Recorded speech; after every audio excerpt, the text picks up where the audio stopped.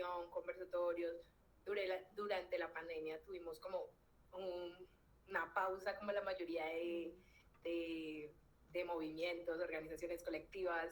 Casi todos los proyectos durante pandemia medio como murieron en medio de toda la gente y sus crisis y la desconexión personal que teníamos entre todas, pero desde finales del año pasado estamos retomando nuevamente el proyecto ya más fuerte, consolidado y ya de una manera más articulada, no solo dentro de la Universidad Nacional, sino que nos expandimos a nivel nacional y en estos momentos estamos como colectiva formando la Plataforma Nacional de Juventudes del Consejo de Paz Afrocolombiano, COMPA, que no sé si lo hayan escuchado, y hemos incidido tanto, pues en el espacio incidimos tanto desde los ejes de educación como etnoeducación, género y diversidad, emprendimientos y demás que atraviesan a las juventudes negras. Entonces el colectivo ha hecho diferentes conversatorios, talleres de formación.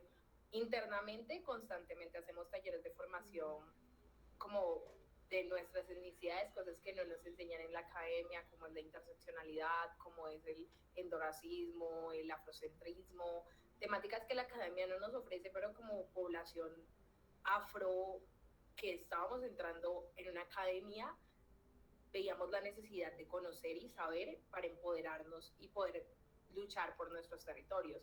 Temas como justicia propia y demás que nos atraviesan como personas y cuerpos negras, afrocentradas, feministas, mujeres, etcétera.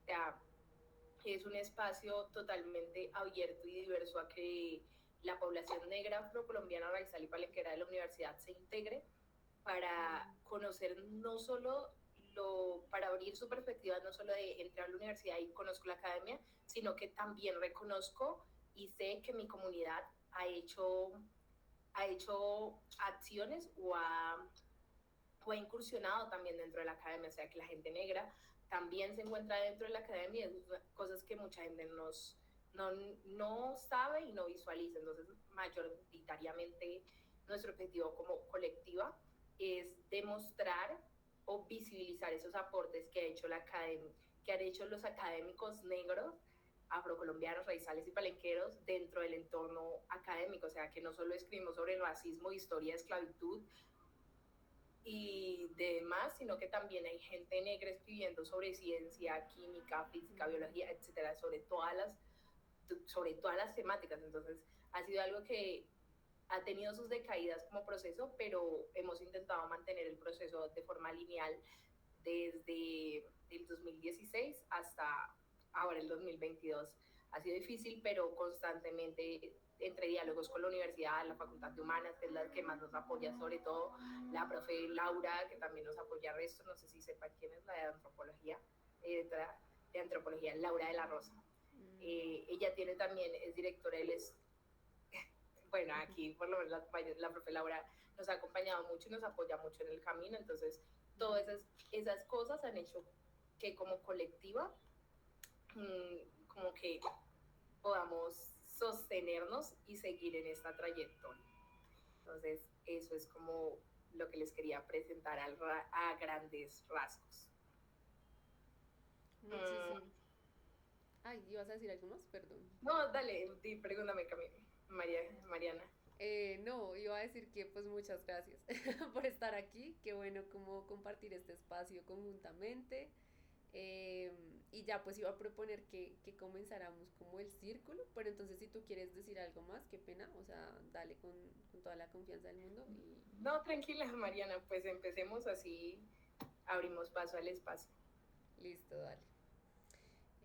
Bueno, entonces, bueno, creo que varias personas que están acá ya han estado como en otros círculos, entonces ya más o menos como que conocen un poco la dinámica. Igual voy a repetir un poco cómo funciona. Básicamente yo voy a compartir pantalla, vamos a leer un texto muy esclarecedor sobre el...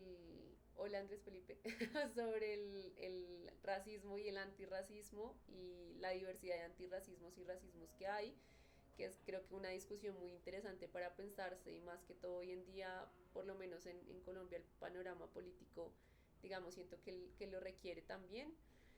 Mm, y bueno, voy a compartir pantalla. van a ver la lectura y la idea es que comencemos a leer colectivamente y en voz alta. Vamos a levantar pues la manito para señalar que queremos leer y pues abriremos los micrófonos en el momento en el que, en este caso Lauren, que hoy nos va a apoyar con esta tarea, pues les dé la palabra de acuerdo al orden. Y ya pues podemos leer como lo que queramos, digamos, como del texto, es decir, si queremos leer un párrafo está bien, si queremos leer la página está bien. Y ya, pues como lo creamos, como mejor, como nos sintamos mejor al respecto. Entonces, bueno, voy a compartir pantalla en este momento. Acá ya tengo la lectura.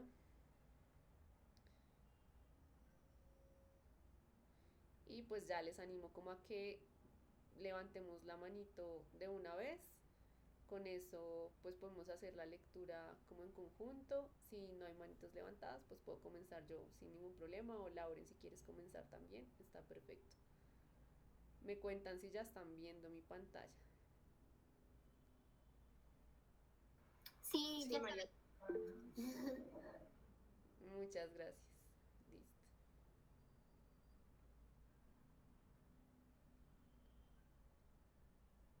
Listo, perfecto. Entonces, pues comencemos. No sé si ya hay manitos o comienzo yo.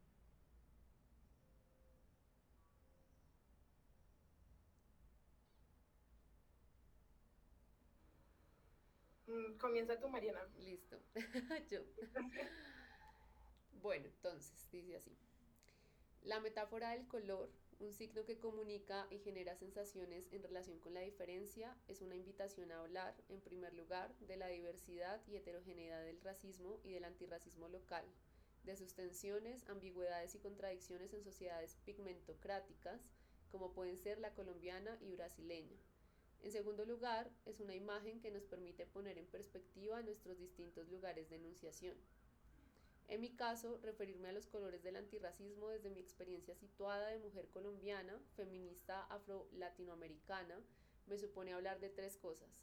De los colores que tiene el racismo en mi país y en esta África Latina, para mencionar este lado del mundo con las perspicaces y penetrantes palabras de la pensadora afro-brasilera Lelia González, para designar una región en la cual el proyecto político de las élites criollas, descendientes de europeos, fue pensado borrando y devaluando la presencia de identidad de los pueblos originarios y las poblaciones de origen africano en él.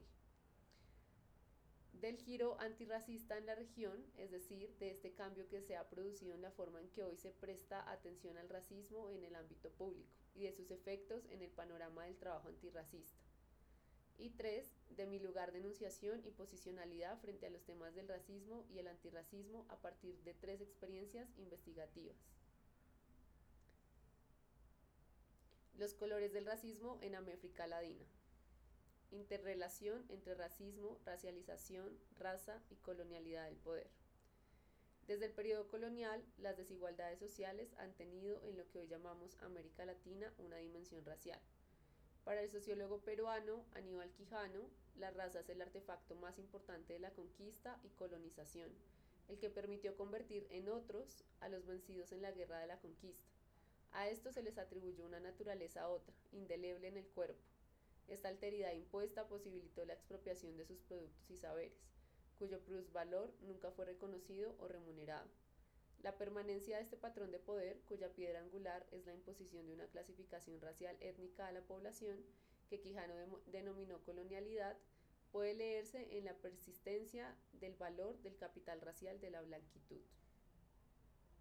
Listo, no sé si alguien más quiera seguir. Mientras alguien se anima, ven y yo continúo. Parto del supuesto de que sin racismo y racialización no existe la raza.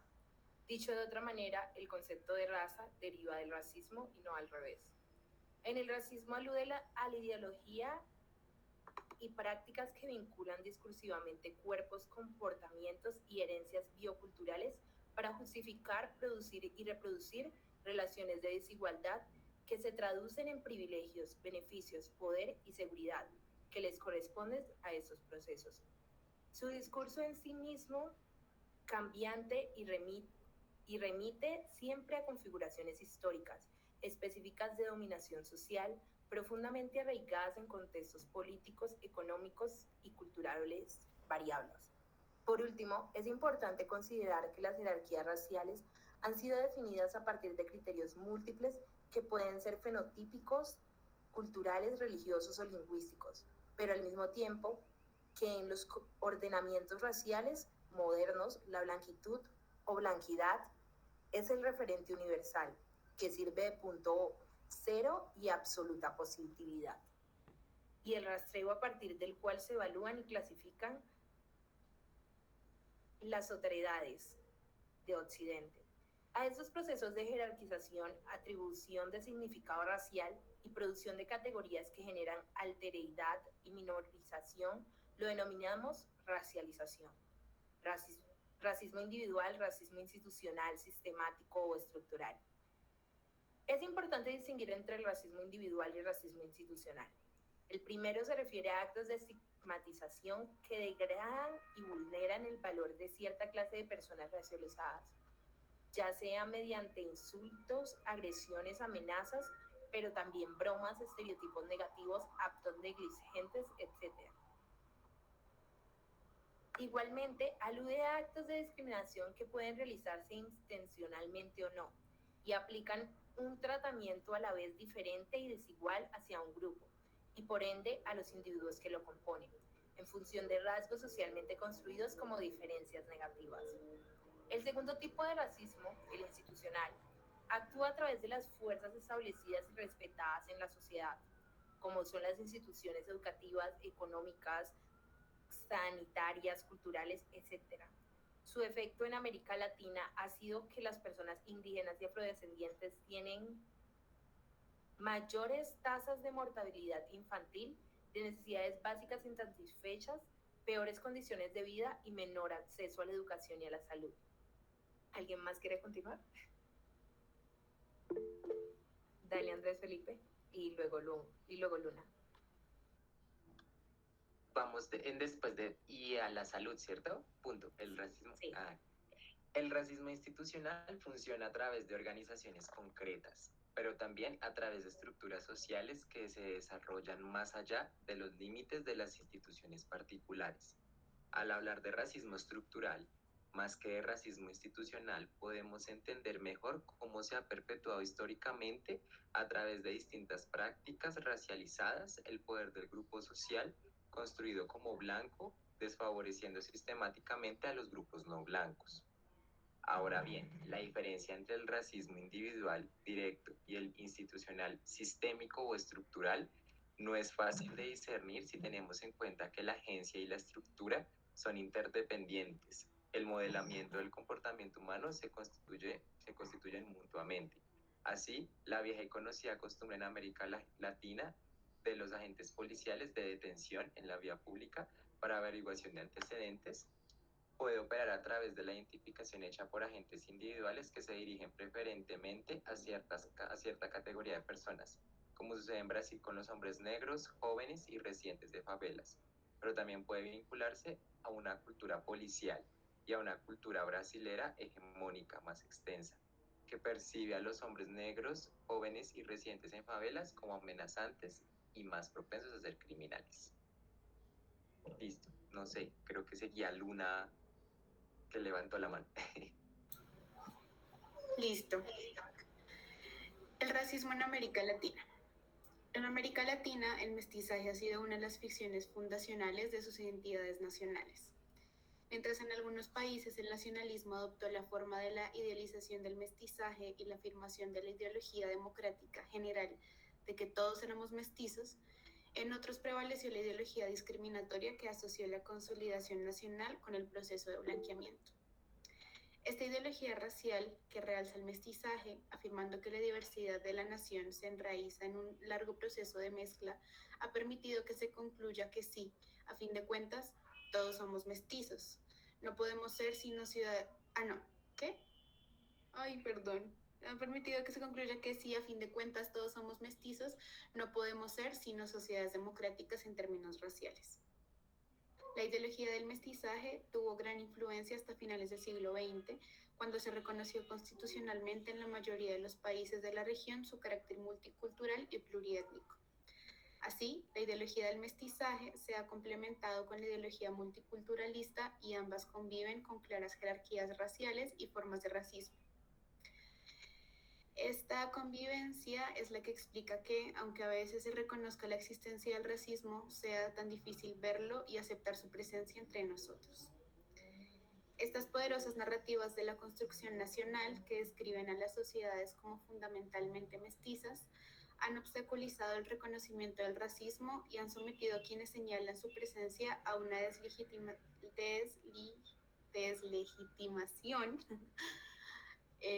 moral, acusándoles de racistas. Por otra parte, un discurso en el que se proyecta la mezcla racial como fundamentalmente antagónica al racismo hace que cualquier forma reconocida de racismo se perciba como un problema en vías de ser resuelto.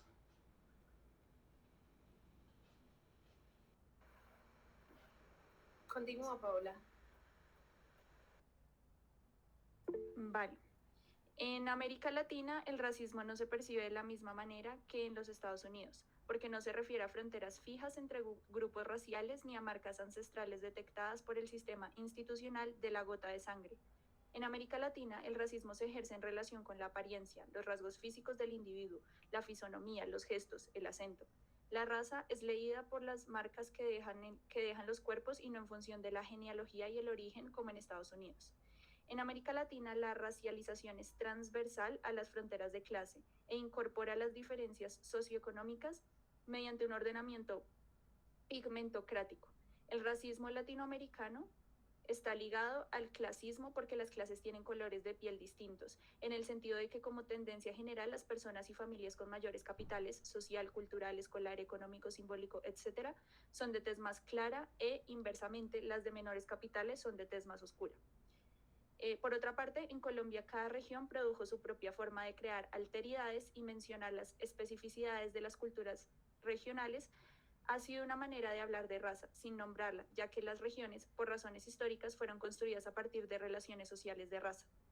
Estas consideraciones sobre las formas de alteridad y desigualdad histórica propias del contexto latinoamericano y colombiano explican que las formas de racialización y las formas de activismo antirracista sean también específicas y distintas a las de otros contextos nacionales. Así, en América Latina el racismo es minimizado, negado o visto como algo anacrónico o extraordinario. Está tan naturalizado que es mayormente inconsciente, al punto de que la aplicación de este concepto suele limitarse a hechos que ocurren en Estados Unidos o que ocurrieron antes en Europa, en la Alemania nazi o en Sudáfrica, o en nuestra región, pero en periodos históricos anteriores, coloniales. No se perciben expresiones verbales tan arraigadas en nuestras culturas como aquella de se le subió el indio, como sinónimo de se puso bravo, o la de merienda de negros, para referirse a una situación de desorden y confusión. A lo sumo se vuelve visible cuando existen acciones explícitas o violentas de discriminación racial.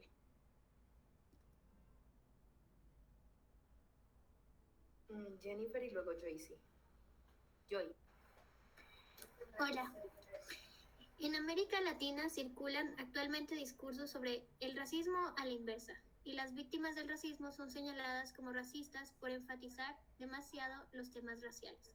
A menudo se socava y deslegitima la posición moral y psicológica de quienes denuncian el racismo, acusándoles de acomplejados, resentidos, hipersensibles, paranoicos, vengativos, violentos e inestables. La negación del racismo produce sensaciones de desorientación, inseguridad, confusión y dudas en...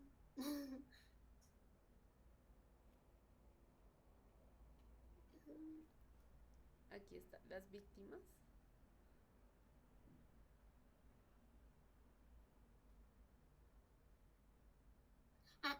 En las víctimas, gracias, los testigos y en quienes los denuncian.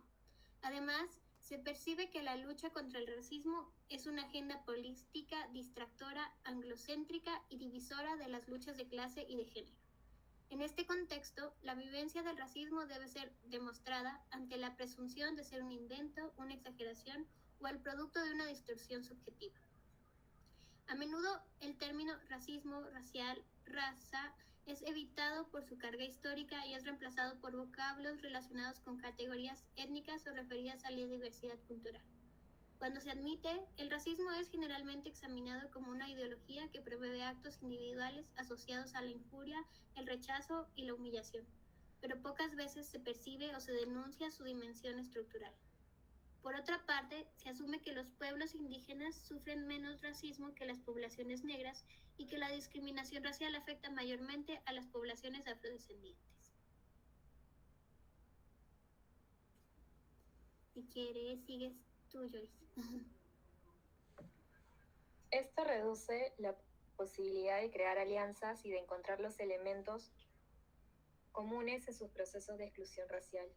Se encubre el hecho de que el racismo atraviesa toda la organización social y que por lo tanto las personas que se reconocen como mestizas o blancas también están afectadas por este ordenamiento racial y que su privilegio se sostiene sobre la opresión de los grupos racializados. En el caso de las personas mestizas, la situación e implicación con el racismo son aún más confusas y ambivalentes, dada la complejidad de la clasificación y lectura de su raza. Así, en función de esta categorización, las personas mestizas pueden encontrarse en circunstancias en las cuales pueden ser leídas como víctimas o, por el contrario, perpetradoras de actos racistas. La pluralidad de orientaciones del antirracismo en América Latina. En el panorama antes descrito para el racismo en América Latina, ¿cómo se puede entender el antirracismo en América Latina y cómo se manifiesta? Estas dos preguntas fueron exploradas en una investigación dirigida por Mónica Moreno Figueroa y Peter White, y en la cual participé como co-investigadora, sobre 20 estudios de caso de una serie de organizaciones indígenas y negras o personas individuales que trabajan y luchan contra el racismo en Brasil, Colombia, Ecuador y México, y sobre las estrategias que utilizan para llevar adelante este trabajo. Podríamos caracterizar estas estrategias como orientadas en dos direcciones. La primera, el deseo de desafiar algo que la organización o el individuo identificaron como racismo o, más a menudo, como discriminación racial. La segunda, la intención de vincular el trabajo y el asunto del racismo al logro de objetivos más amplios, acceso a derechos territoriales o resistencia a la desterritorialización, mayor seguridad, mayor acceso a la justicia, defensa del derecho a la vida, autonomía. Esta última orientación fue impulsada principalmente por activistas indígenas o en algunos casos negros, que se mostraron cautelosos a la hora de poner el racismo al frente y en el centro de sus demandas, y esto por diversas razones. Una forma de abordar y comprender los problemas que privilegia problemáticas de clase o etnicidad o los costos simbólicos que implica asumir que se es objeto de discriminación racial es en una sociedad que minimiza el racismo. Con base en estas consideraciones, el equipo de investigación llegó al concepto de gramáticas alternativas del antirracismo, para dar cuenta de las acciones y discursos en los que la desigualdad racial y el racismo no son explícitos o centrales, pero tampoco ausentes, y cuyos efectos son antirracistas, porque desafían la distribución racializada del poder y el valor material y simbólico.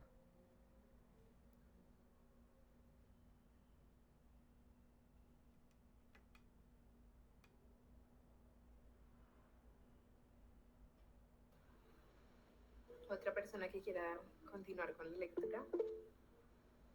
Dale, Laura, y luego Marta.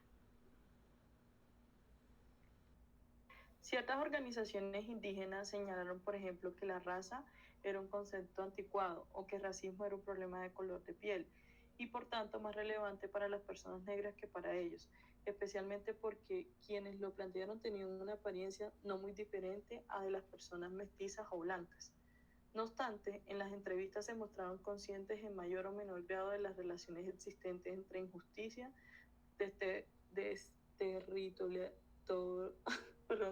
desterritorialización, violencia y racismo. Esto ha cambiado recientemente, como lo ilustra lo sucedido el 16 de septiembre de 2020, El pueblo Misad del Cauca realizó un juicio simbólico al español Sebastián de Belalcázar, nombrado por la historia oficial como fundador de Cali y Popayán, y después de considerarlo culpable de delitos como genocidio, despojo, acaparamiento de tierras, desaparición física y cultural de los pueblos que hacían parte de la Confederación Pumbenense, derribaron y decapitaron su estatua y exigieron al Estado reparación histórica en tiempos de racismo, discriminación, feminicidios, corrupción y asesinato de líderes sociales. Algunas veces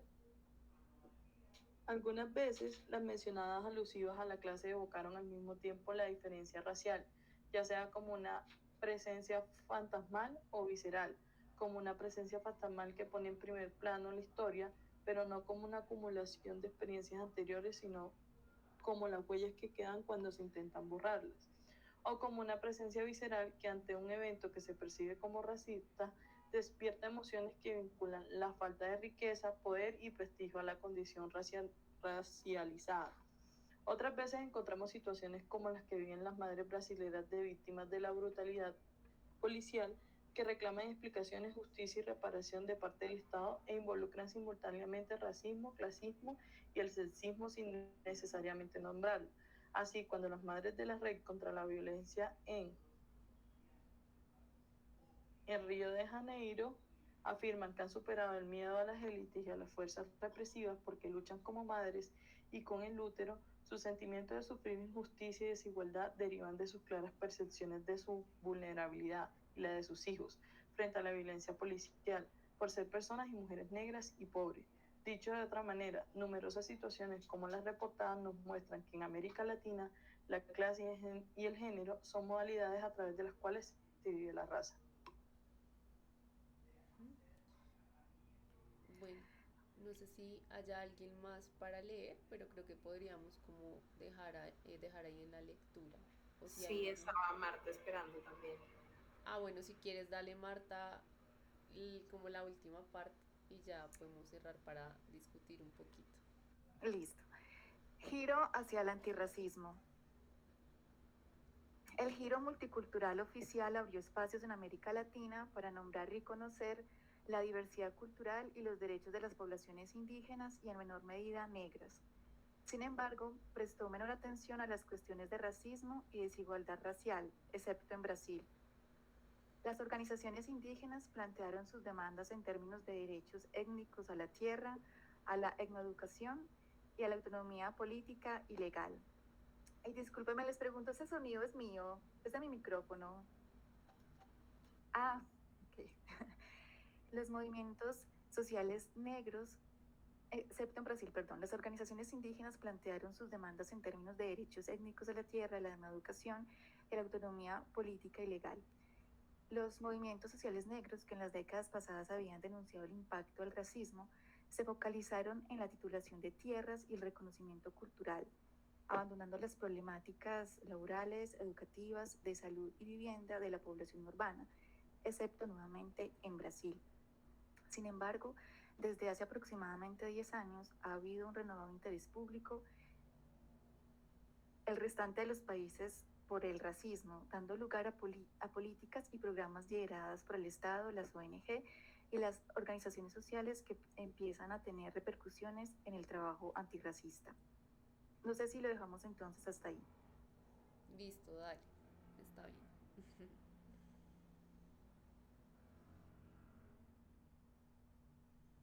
Listo. Bueno, entonces, pues si quieren podemos comenzar como a discutir un poquito sobre la lectura, sobre puntos, digamos, que nos hayan llamado la atención, que leímos y que están allí. No sé si de pronto, Lauren, quieras como hacer de pronto un comentario como general y pues ya ahí comenzamos a levantar las manitos para discutir sobre lo que leímos. Pues, sí, ahí me escucho bien.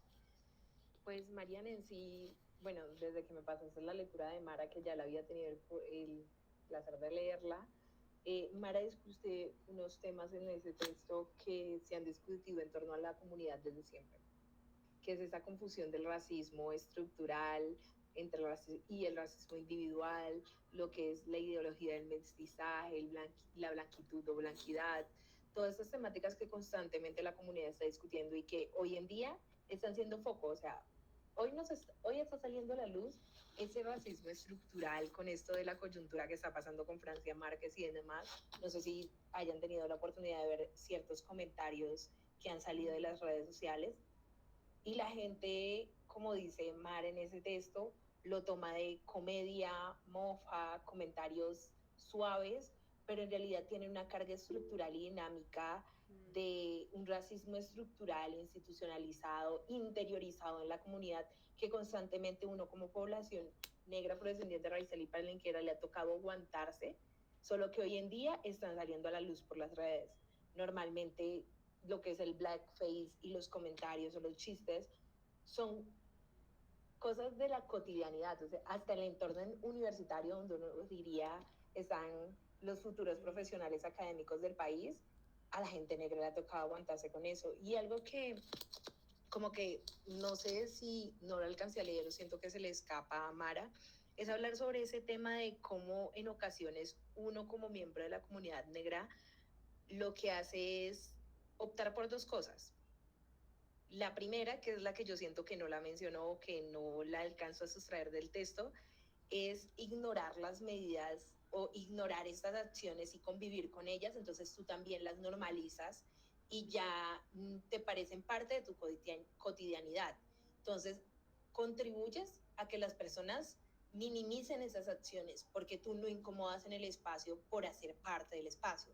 Y más las personas que de una u otra forma cotidianamente compartimos con personas blanco-mestizas en un entorno donde somos en ocasiones minorías, o dos, que es así la menciona, que es optar por incomodar en los espacios, que ahí es donde te llaman resentido, pierdes muchas amistades porque tú eres siempre el que incomoda, tú eres el amargado, porque no está mal lo que ellos hacen, sino la crítica que tú haces porque eres muy sensible. A pesar de que los comentarios, cuando tú ya te sientas y los intereses, dices, bueno, ese comentario sí es pesado y es algo que muchas veces como que no se discierne. Otra cosa que mencionan en el texto que me parece como muy relevante es eso del clasismo ligado al racismo, ¿no? No es un secreto que las mayorías de comunidades afro están en los territorios más empobrecidos, pero eso también va ligado al racismo estructural e institucional. Entonces, creo que ya no, en esas primeras páginas no hace ese panorama, sino en las partes finales, y es que a consecuencia de ese racismo estructural, de que a los territorios donde hay mayoritariamente poblaciones afros no llega buena salud, buena educación, buenos empleos, las estructuras, un abandono estatal impresionante. Entonces, eso ocasiona que el poder adquisitivo de esas comunidades sea menor que en las grandes ciudades o en las ciudades donde sí hay, entre comillas, su desarrollo, que también tengo contrariedades con ese concepto de desarrollo colonial, de eurocentrado, pero bueno, no llega a su desarrollo, entonces eso ocasiona que las comunidades tengan menor probabilidad adquisitiva, debido a que es un círculo vicioso donde, bueno, no hay educación de calidad, entonces los padres solo adquieren primarias o hasta el primario bachillerato, entonces tienen poco poder adquisitivo, por lo que para mantener o sostener un hogar mínimo de entre 2, 3, 4 personas, les toca trabajar a varios del hogar. Entonces sus hijos repiten el ciclo al no terminar cierto nivel educativo, porque no deben salirse a trabajar antes de culminar o no tienen para estar en una universidad, por lo que también su poder adquisitivo es menor y ese círculo se repite en varias generaciones hasta que alguien rompe el patrón.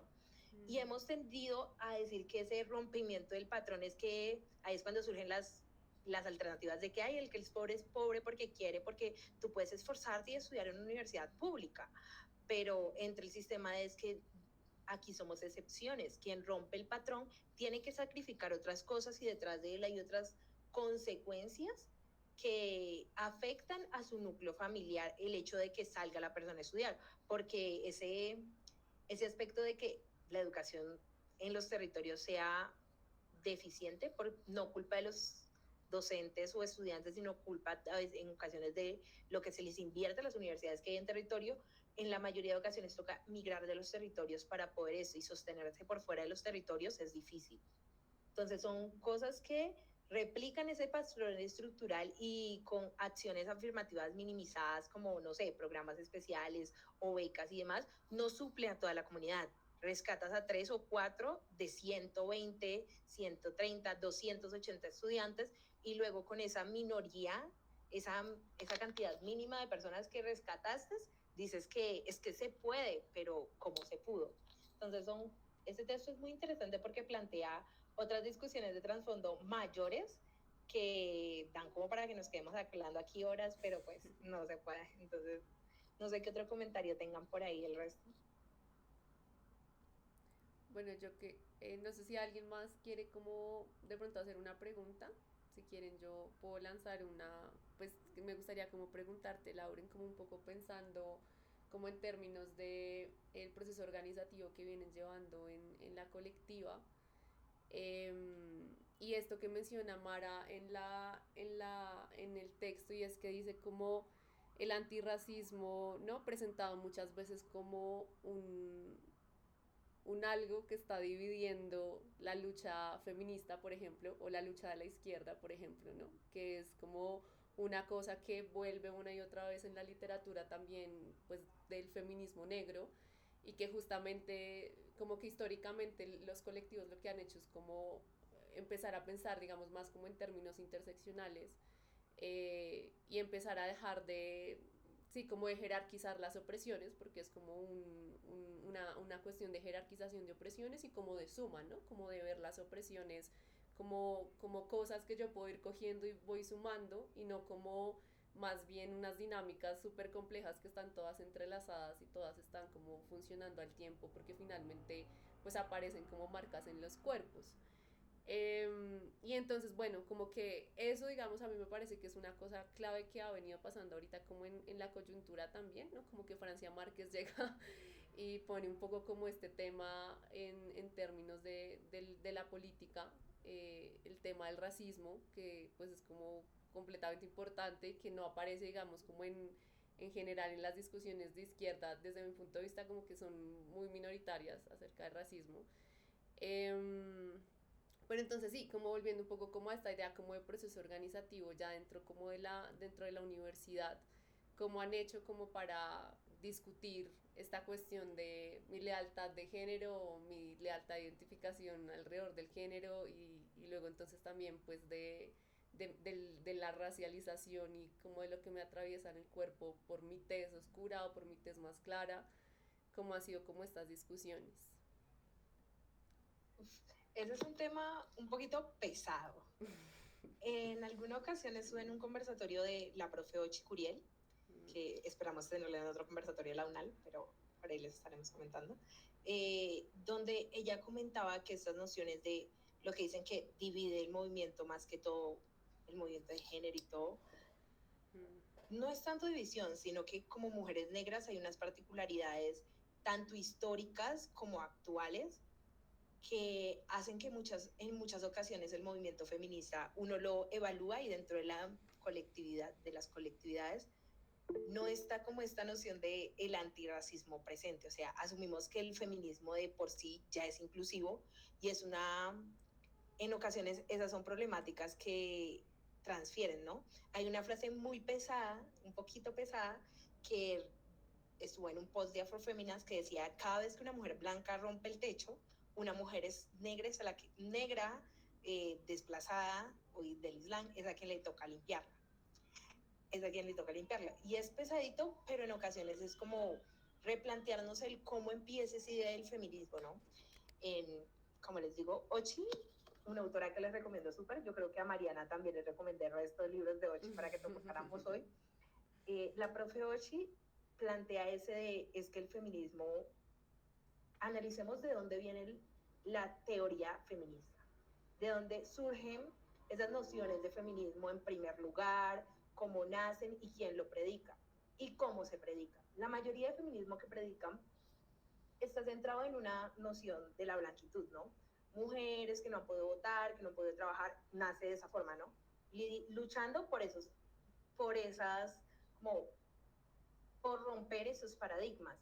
Pero luego hacen la comparativa de cómo hemos estado las mujeres negras históricamente al paralelo con los hombres negros. O sea, toda la vida, cuando surge la disputa de, ay, es que las mujeres debemos tener el derecho a trabajar, entonces la mujer negra desde el lado, pero espera, a mí todo el tiempo, toda mi vida me han hecho trabajar. Todo el tiempo me han equiparado a las labores de un hombre negro, pero oprimida tanto por los hombres negros como por los hombres blanco mestizos, como por las mujeres blanco mestizas, como por las mujeres blancas. Entonces son como, estamos en la última cadena, cuando hacen la pirámide de la opresión, una de las últimas eslabones en las que equiparan es a la mujer negra e indígena. Entonces hacen como esa equiparación de que tenemos que, a partir de nuestra racialización, lidiar con otras cosas y otras opresiones que en ocasiones en los espacios blancos o blanco mestizos de feminismo o del movimiento como tal, no se toca. Porque normalmente en las colectivas, si se fijan, más que todo en las colectivas bogotanas, cuando entramos a los espacios que tocan esos temas de género, mujeres negras son 5, 6 o en su gran mayoría son minorías en el espacio. Entonces, en su mayoría dicen, no, es que nos predicamos como un espacio feminista antirracista, que está de moda decir la palabra, porque últimamente nosotros cambiamos, ¿no? Primero feministas decoloniales, feministas no sé qué, feministas latinocentradas, no sé qué. Entonces van variando los nombres, pero en el discurso. Y en la práctica entras tú como a retomar ciertas particularidades con las que no lidian, sino que pasan por ciertas experiencias, desde una cuerpa negra, que es distinto a como sería en una cuerpa blanco, mestiza o blanca.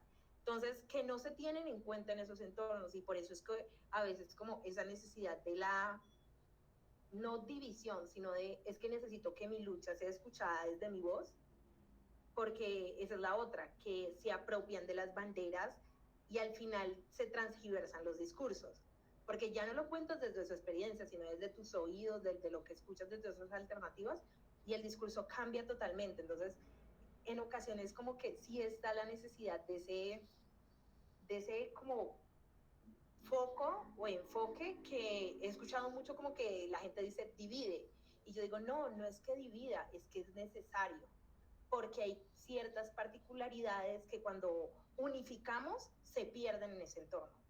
En aras de la representatividad y que todos estemos representados bajo un mismo discurso, particularidades que atraviesan unas cuerpas y otras se pierden en ese discurso de unificación. Entonces, es como lo que yo te diría ahí en torno, pero creo que trae esa colación lo que Francia pone en el enfoque político. Francia hace algo muy interesante en esto de poner el enfoque político. Ella, en medio de su discurso, pone a la vista de lo político más temas de los que uno cree. Ella trae a colación el racismo, el género, la diversidad de género y sexual. Pone temas que nunca ni siquiera la izquierda se ha planteado como tal o ha salido a la luz. Y eso creo que es lo que más tiene a las juventudes aferradas a que Francia es y Francia será, porque pone la visión, esos temas que siempre han sido invisibilizados y que a Colombia no le han convenido ni a las grandes élites, ni a las élites de los partidos tradicionales les conviene que salgan a la luz, que siempre han renegado, que siempre han ocultado en el país, por lo menos su ejemplo de que en Colombia no existe el racismo. Ese es un discurso que siempre se ha dado y toda la vida se ha dado. Usted dice racismo en Colombia y hace año y medio la gente se escandalizaba y decía que aquí el racismo no existía. Y hoy estamos viviendo o visibilizando un panorama totalmente diferente. Bueno, Luna, ¿cuál era tu? Espero haber respondido como tu pregunta, Mariana. Sí, yo tenía como una reflexión que quería poner en voz alta también, y es que escuchándolas a ambas, como que yo siento que en caso de que la gente lo vea como una división en esto de los feminismos, tampoco me parece que sea grave. De hecho, me parece que es necesario como hacer esa fractura, ¿sí? Por lo que tú dices, es como que si no lo hacemos de esa manera, o si más bien, no me voy a incluir ahí, si no se hace de esa manera, pues entonces tendemos en poner a la mujer ¿no? La mujer en singular como una sujeta universal, como si fuese solamente una mujer en el mundo. Entonces, ¿qué es ser mujer y el género que es? Y bueno, como que siento que tender a generalizar siempre para mí es malo, ¿sí? Yo siempre digo que no hay que hacerlo. Entonces me parece, como que no me parece problemático que se vea, que se lean esos términos como una división que se marca, porque es que efectivamente, pues es un quiebre, ¿sí? Es un quiebre que de hecho muchas personas, yo he escuchado como a otras personas de tu parche, de AfroN, y también del grupo que tiene la profe Laura de Estudios Afrocolombianos, que soy fan, y lo que ellas siempre dicen es como, es que la raza siempre se ha puesto como en un escalón aparte, ¿no? Pues como género, clase, y la raza viene después. Y es como, no, la raza es igual de fundacional como el género, ¿sí? Y eso lo sabemos, pues por ustedes, pero también porque una como mujer, bueno, no sé, blanco mestiza, no sé ni siquiera cómo me leo a mí misma, pero una también puede ver eso en cualquier ámbito de la vida, ¿sí? O sea, en la práctica eso es evidente, entonces siento que como en la práctica es tan evidente, ¿por qué no lo sería pues en nuestros espacios políticos, ¿no?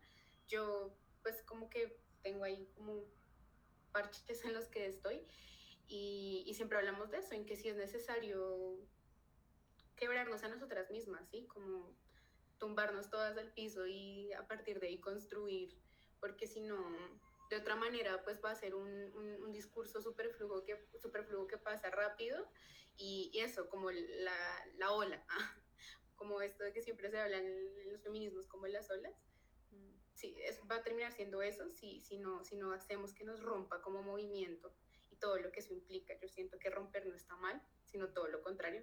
Entonces, no sé, era algo que pensaba mientras las escuchaba, como que para mí no es algo que esté mal, sino todo lo contrario, como que siempre, porque claro, son cosas que que como no nos atraviesan a todos los cuerpos, pues puede que hasta que la otra nos llegue y nos confronte, pues no es que no nos demos cuenta porque sería algo muy ingenuo decirlo que no, como ahí la raza nunca supimos que estaba ahí, pero sí como si la otra nos llega a confrontarnos de frente, pues creo que va a ser como difícil.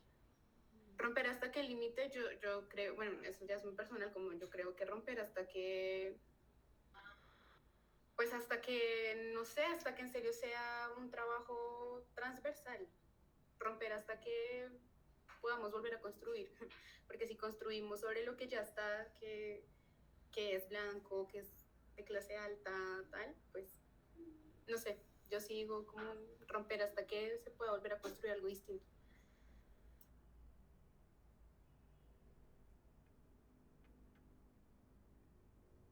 Si quieres, dale, Andrés Felipe.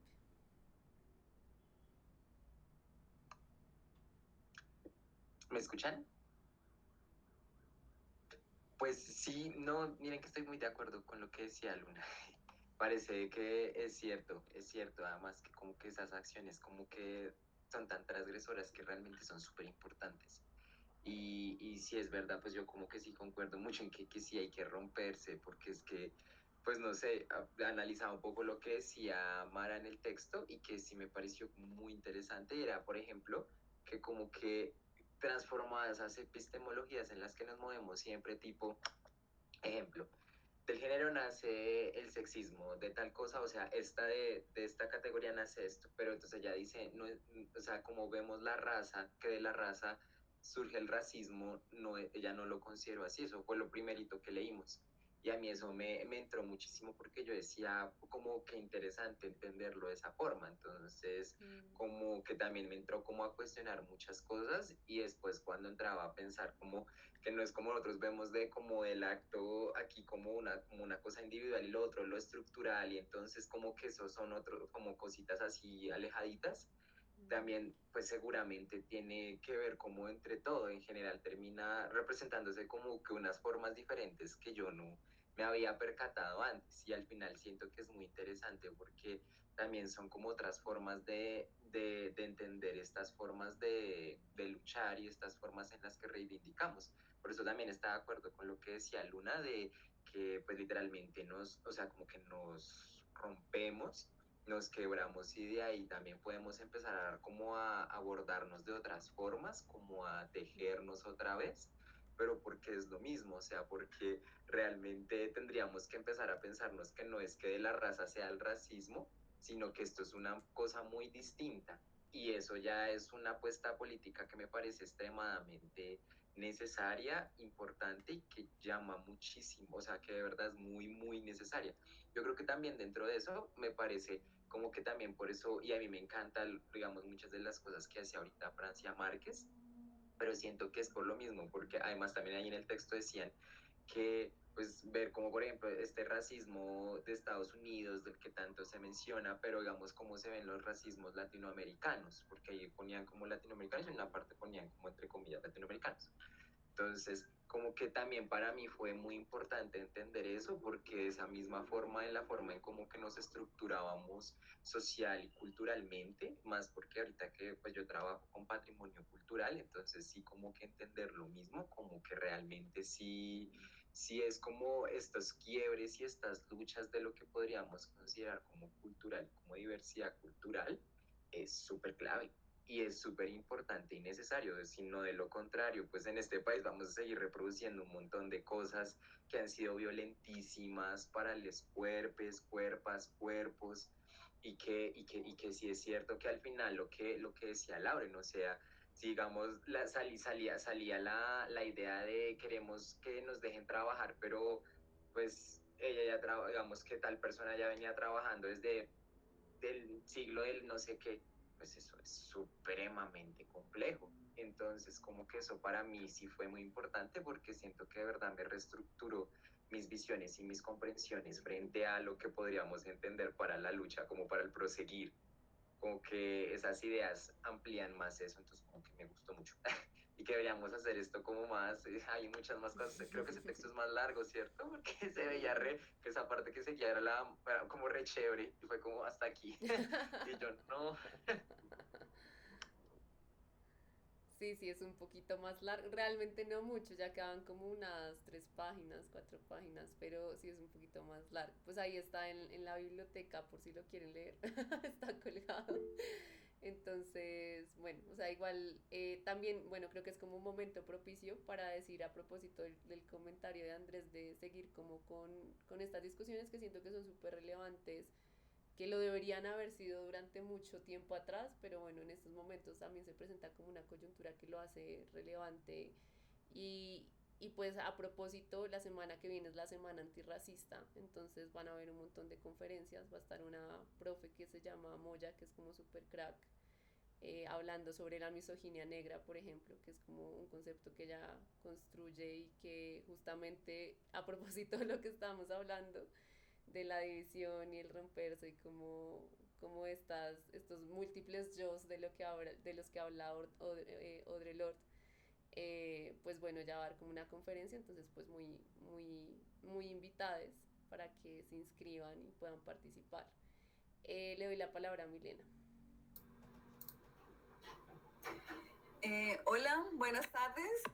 Me quiero sumar a las palabras de Luna, que en relación, o sea, también me pasa un poco cuando empieza uno a entender, a leer sobre todo los textos de Mara y todos los textos en relación a la interseccionalidad, que la principal invitación que yo sentí fue la deconstrucción que uno debe tener desde las prácticas que uno realiza en la vida cotidiana. Entonces empecé a hacer eso y pues el mayor desafío es darse cuenta de qué prácticas en las que uno reproduce las mismas situaciones de discriminación, segregación, y que eso fue una cosa que para mí fue como, pucha, en qué momento lo que uno lee en la teoría realmente le toca a uno. Y hay un texto de Mara también que habla que cuando uno no quiere ser racista empieza a utilizar ciertas como movimientos o palabras que finalmente terminan no cayendo. Entonces como que tiene uno tan instalado esta formación que aunque inconscientemente a veces uno la termina proyectando. Entonces eso ha sido como, pucha, entonces, ¿qué hacer, no? ¿Cómo empezar a hacer ese rompimiento, esa construcción?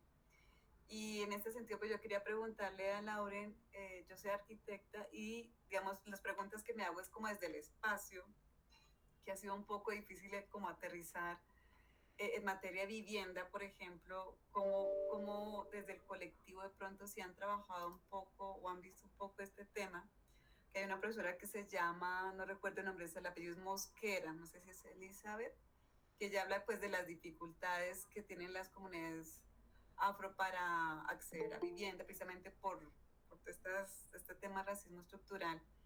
Pero si hay algo más allá del acceso en relación a la espacialidad, a cómo se viven los espacios, no sé si hay algo allí más para indagar y empezar a encontrar como estas posibles formas de construcción. Por ejemplo, el diseño de la vivienda es una cosa estandarizada, que cómo uno puede rescatar prácticas, no sé, ancestrales o prácticas que tienen ahora las comunidades negras para traducirlas a una política realmente, que no piense solamente un tema de acceso, porque la política de vivienda ahora lo que dice es hay que garantizar el acceso o priorizar el acceso, que a mi juicio lo que sucede es que vuelve y victimiza nuevamente las comunidades afro, pero no va más allá, ni siquiera cuestiona el derecho a la vivienda, como que hay siento que hay un vacío muy grande, que me gustaría, no sé, escucharte pistas para que me orientes ahí, cómo seguir mirando este tema.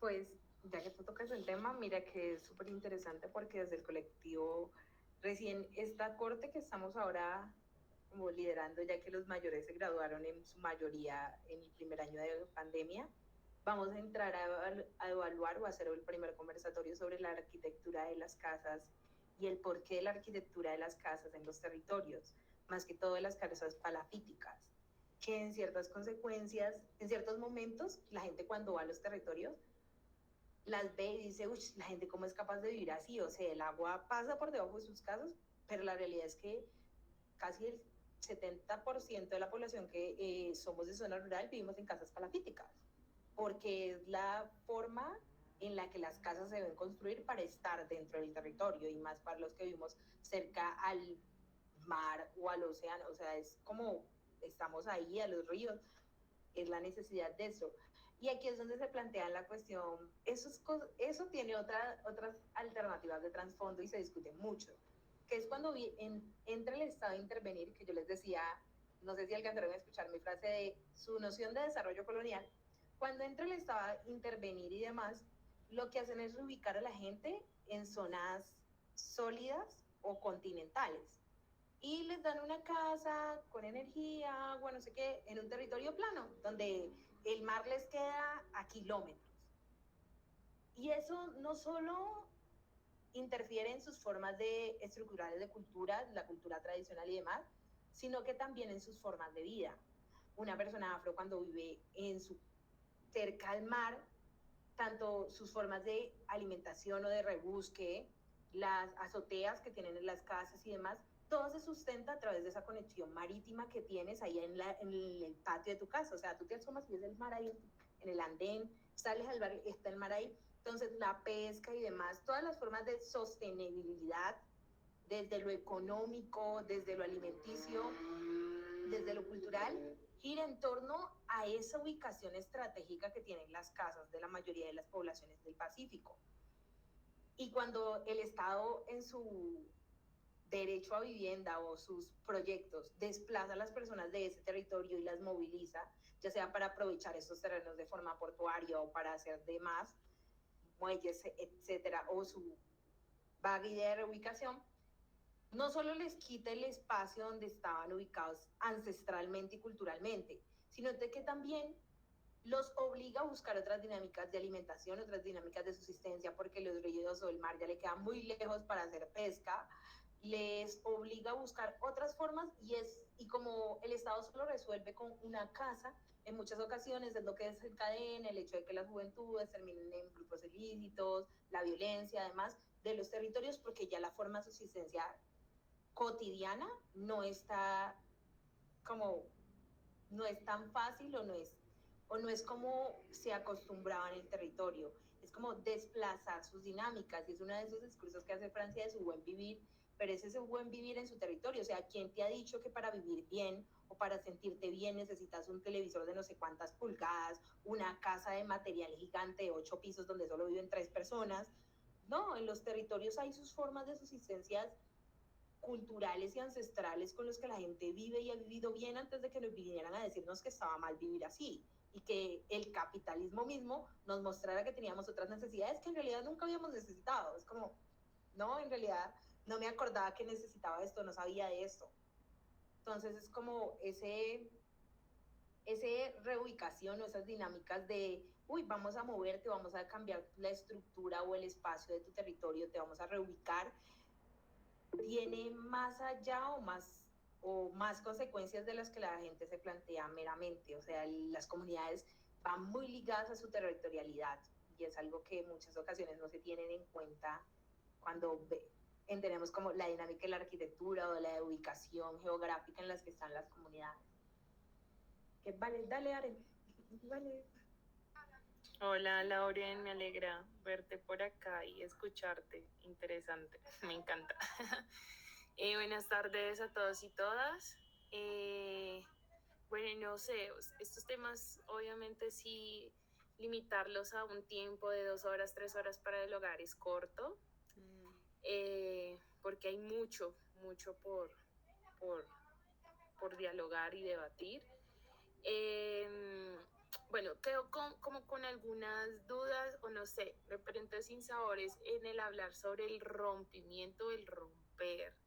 Creo que es una palabra muy fuerte y lo considero que es como seguir dividiéndonos o seguir aislándonos.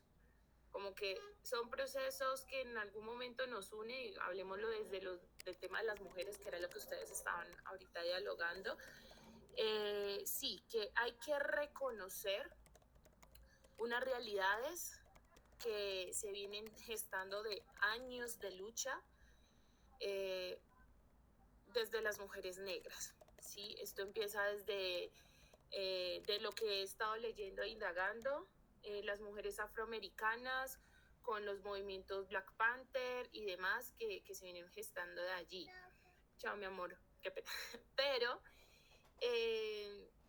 con estas otras realidades y otras nuevas exigencias que las mujeres hemos estado pronunciando para garantizar nuestras igualdades y derechos, depende de los contextos, también se vuelven distintos.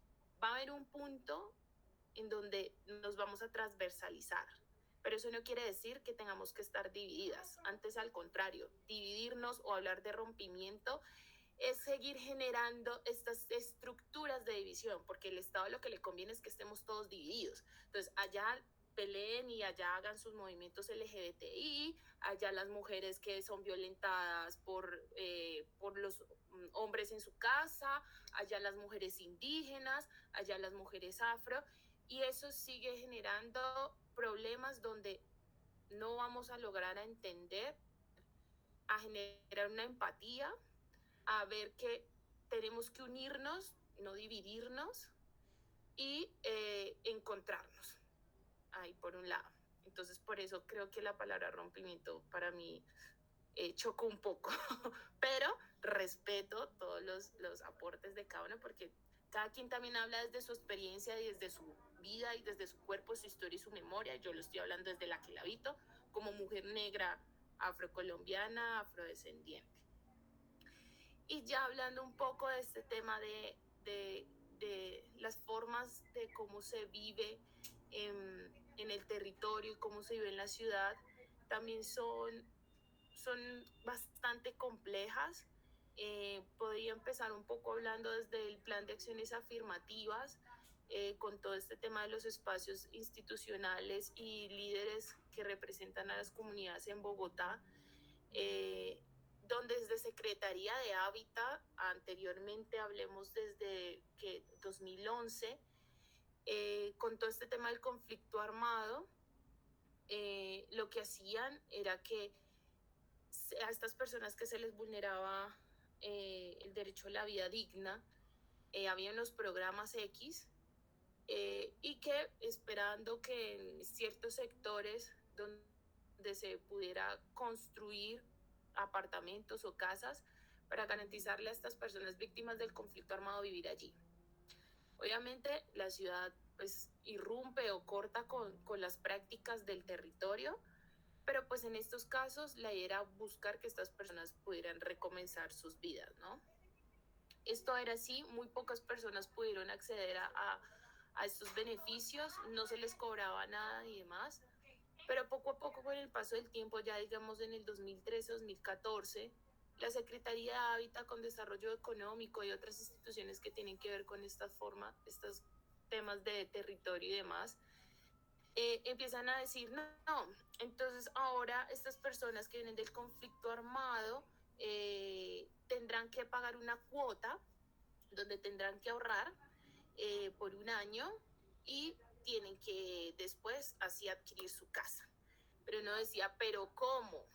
Si son víctimas de desplazamiento forzado, si cuando van a acceder a un trabajo, lo primero que lo ven, lo que hablábamos ahorita, esto de lo estético, es que te miran las trenzas, no te contratan porque tus trenzas no es bien representado o no se ve estéticamente bien.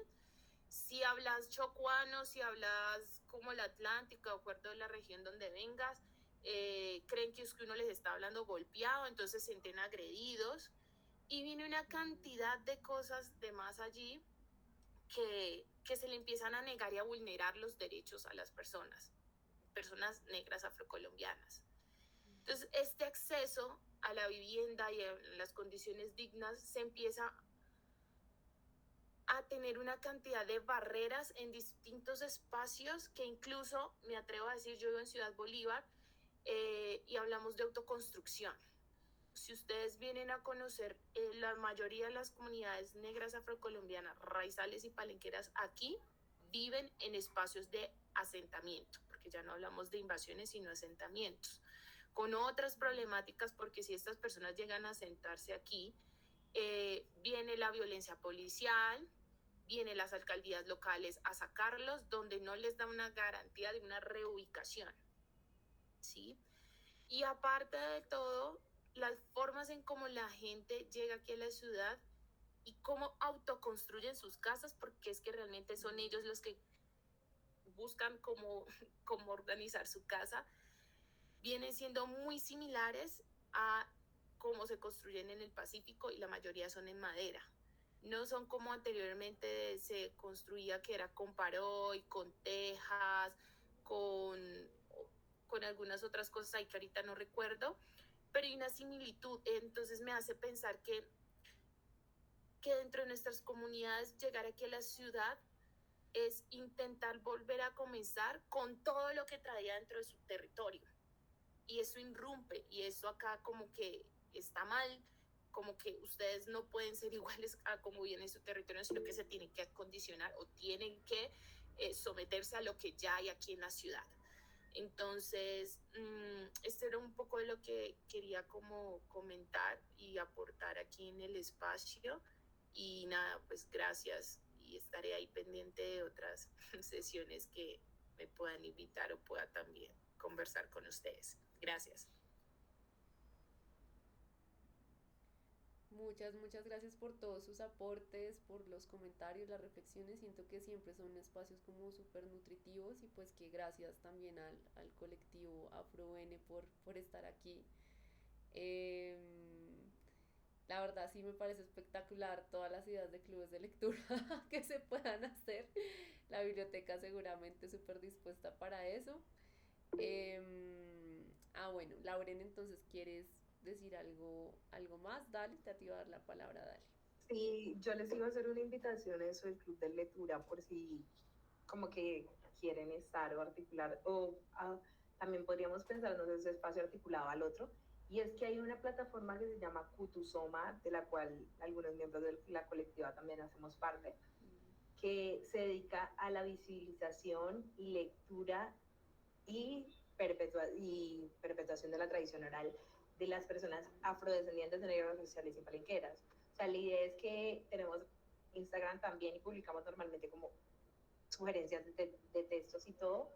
Entonces, en este espacio hacemos clubes de lectura de estos temas en específicos semanal o quincenalmente, por si quieren estar. A veces los hacemos virtual, otras veces nos vamos a hacerlos presenciales, pero como la mayoría somos de territorio y demás, pues nos queda difícil cuando no estamos aquí en Bogotá, pero se llama Putusoma. Y listo, eso era como mi aporte, que lo tengan por ahí en cuenta. Ya les paso el nombre entonces de la autora, acá la pregunta que nos hace Marta, denme un segundito y les paso la información de paso. Y pues de verdad muchísimas gracias, Lauren, por estar aquí, por todos tus aportes, pues a todas las personas que se conectaron también, muchísimas gracias por estar aquí. De verdad que es súper, súper nutritivo. Bueno, Jennifer también quiere decir algo, dale Jennifer.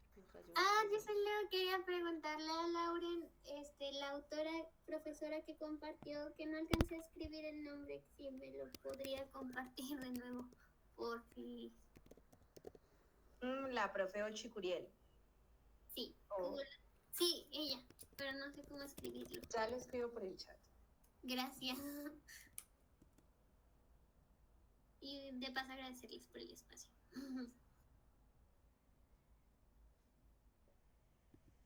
Listo, bueno, entonces si no hay más manos levantadas o más preguntas, pues yo creo que podemos cerrar el espacio. No sé si Lauren quieras de pronto decir algo como de cierre y ya, eso sería como todo.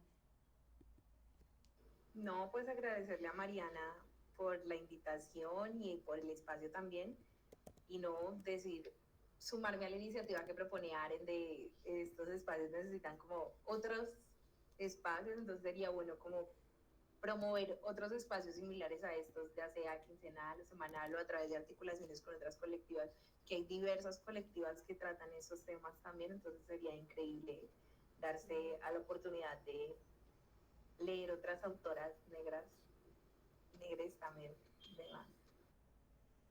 Total, 100% de acuerdo. Y ahorita pues podemos disponer también de este espacio de la biblioteca, como que podemos hablarlo, si se puede hacer desde acá también, o en la escuela, o en sus parches, como que siento que igual reabiertas a difundir, igual, o sea, como lo que se necesite, porque siento que es muy importante pues dar estas conversaciones, como poder hacerlo como muy tranquilamente. Muchas gracias, espero que estén muy bien. Gracias por estar aquí. Nos vemos en el próximo círculo de lectura y pues gracias al colectivo AfroN. Ya, que estén muy bien.